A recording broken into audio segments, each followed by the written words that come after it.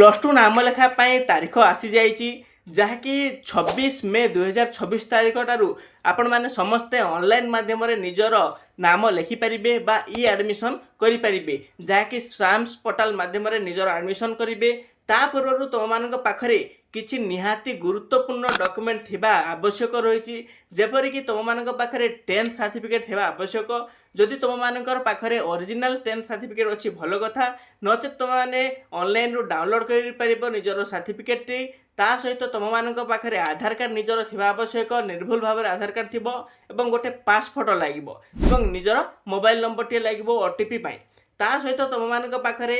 Caste certificate income certificate एवं resident certificate थिबा आवश्यक। किंतु ऑनलाइन जेतले फॉर्म फिलिंग करूछ ए कास्ट रेसिडेंट इनकम ए जिनस गुडी मैंडेटरी नाही नदेले भी चलिबो किंतु जेते बेले तुमे ऑनलाइन रे आवेदन करि सारिबो एवं जेतले कॉलेज सिलेक्शन आसीबो जेउ कॉलेज रे एडमिशन नेबो सही कॉलेज रे ए तीनटी सर्टिफिकेट तुम मानकु मागिबे से समय रे ए तीनटी सर्टिफिकेट तुम मानक पई बहुत गुरुत्वपूर्ण रहि जिवो। तेणु तुम मैंने ऑनलाइन रे आवेदन करने पूर्व निजर नाम लिखाइबा पूर्व तुम मैंने यही तीनोटी डॉक्यूमेंट कर रख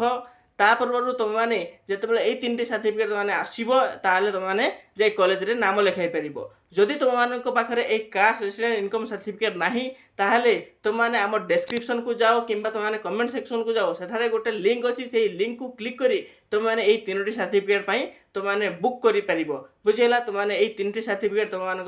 ऑर्डर कर पार।